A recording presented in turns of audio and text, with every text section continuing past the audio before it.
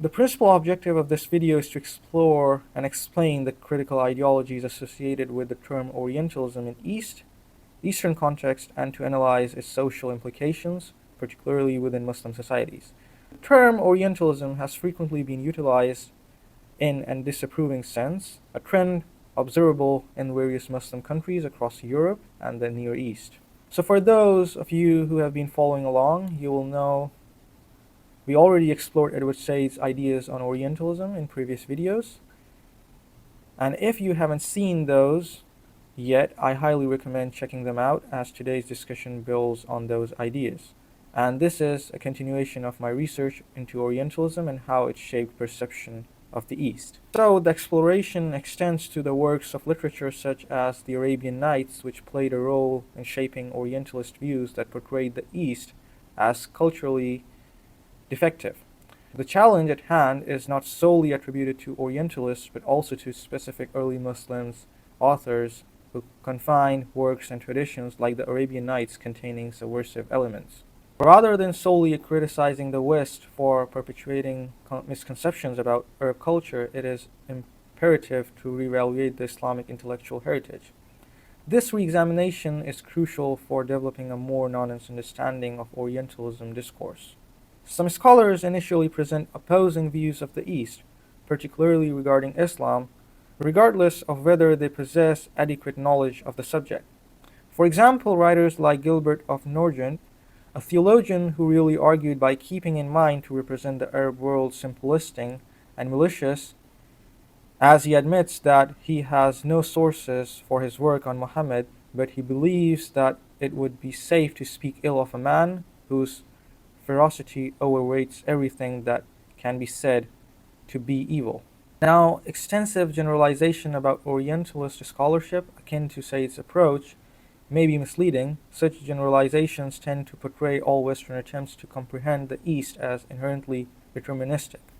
In this video, our focus is directly towards understanding the nature of the renowned tradition of the Arabian Nights, its impact on the Arab world, and the representation it encapsulates of Arab and Muslims during the 8th and 14th centuries that influenced Orientalist perspectives.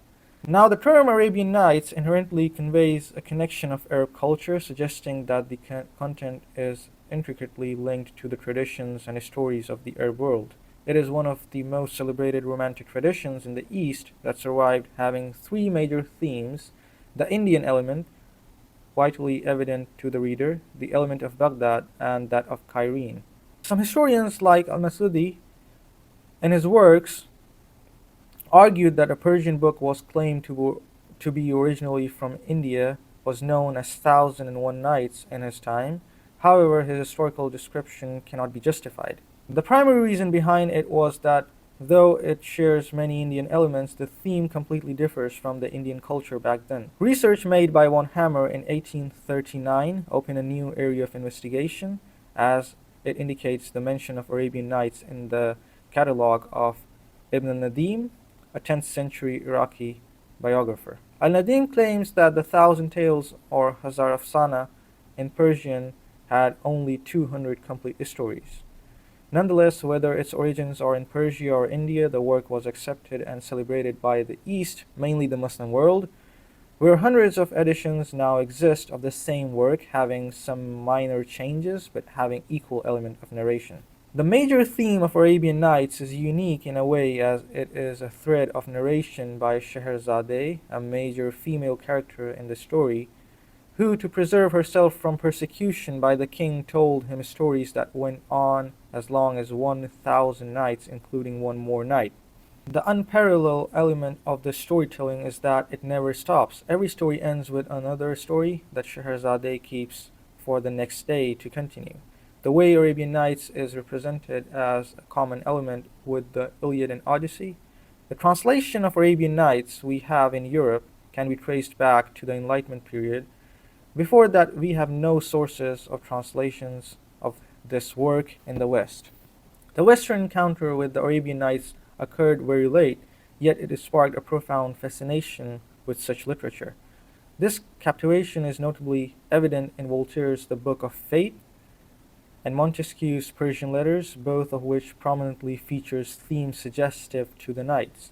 Now, Walter immersed himself in the stories of knights, reading them 14 times before embarking on his own fiction writing, as we find in his descriptions.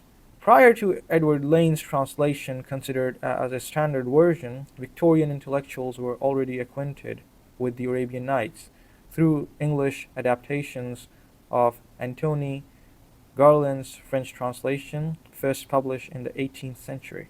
Garland's translation, initially derived from Syrian manuscript, introduced the Arabian Nights to the Western audience. However, it faced criticism for incorporating diverse themes and episodes that diverged from the original text. Since its first advent in England in the 18th century, the Knight's translation of Garland was followed as a guidebook for understanding the East, particularly the customs and manners of the Arabs, Persians, and Indians. His translation was made to appeal more to French taste, which might be his aim. Later, Lane took on the task to accurately translating the Knights himself. His interest grew after his travels to Egypt, where he realized that the Knights was the only work he found that provided a complete and accurate description of Arab culture, especially Egyptian life. Lane argued, for an authentic translation of a text, it is essential for an engaged audience to have a guided comprehension of faith and manners of the people, from where the text found its origination.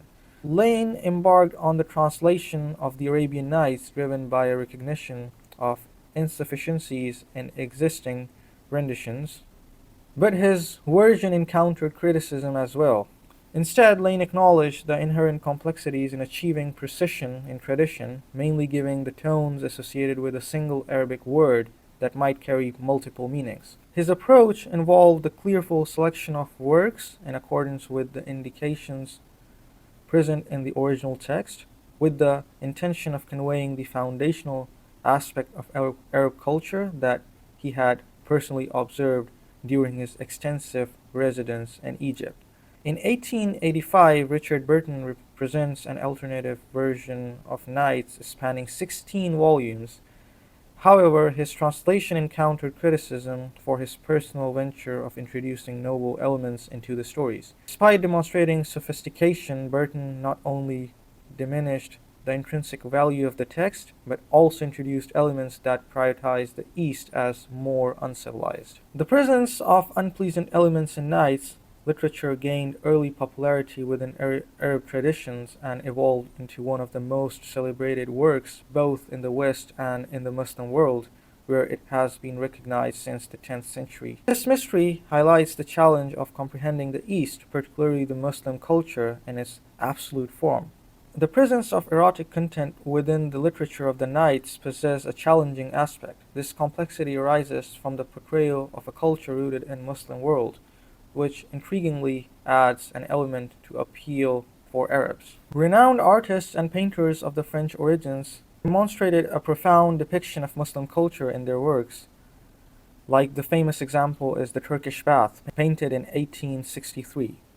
Despite never having physically traveled to East, these representations appear to have been influenced, possibly by the French translations of the Arabian Nights available during those times. Persian and Urdu translation of the Arabian Nights exhibit a heightened presence of erotic elements, a characteristic notably absent in the translation by Galen and Lane. Remarkably, the text retained its original form in the East, inclusive of its explicit materials, even under the purview of Muslims, without undergoing any obvious process of distillation. The dilemma arises from the fact that despite its initial introduction to the Muslim world and numerous subsequent revisions for reprinting across various volumes, Arabic scribes did not eliminate the erotic content. Another noteworthy aspect is the translation movement associated with the literature of Knights, wherein Western audiences exhibit a comparable level of enthusiasm. This is evident in approximately 30 reprint editions of Galen's translation between 1810 and 1885. There is a possibility that the West may have misrepresented the Arab world, but literary works like the Arabian Nights have, to some extent, played a crucial role in fostering an understanding of the East. Upon examining the translation movement of the Knights, it appears that Orientalists did not inherently intend to misrepresent this literature. The disparity in approach between the West and the East becomes evident in their respective cultural context. In the Arab world, the representation of God and prophets in corporeal form is highly improbable. Contrastingly, in the West, historical examples such as the Greeks and Romans depicted their gods in paintings. This symbolic representation remains significant in Western culture today, with many ideas borrowed from Greeks and Roman civilizations. Leaving this aside, as I want to discuss the art representation in another video, let's not discuss it here. It is intriguing to note that the early Muslims did not perceive the literature of Arabian Nights as demeaning to their culture. On the contrary, it is revered as one of the most celebrated works, evident in the hundreds of existing editions. The challenge lies not in the exclusion of Knight's literature, as crafting a romance of such quality inevitably involves elements that may appeal to mature minds. Rather, the issue centers around the kind of minds that embraced such literatures as objects of interest. The notion that the Muslim world is inherently distilled and pure warrants re-examination. Upon historical analysis, it becomes obvious that even the East struggles to effectively critique Western ideas of Orientalism. The complexities of these dynamics underscores the need for nuanced evaluations and the reconsideration of prevailing assumptions about cultural purity in both the East and the West. Now, the major question that remains is, what do we really get from criticizing or the criticism of cultures? And up to the extent I explored, my answer is nearly nothing. Whether it is criticizing the West or the East, it is much better to leave what is wrong and embrace what is right. I will end by saying this, and I hope you all a good day, and thank you so much for watching.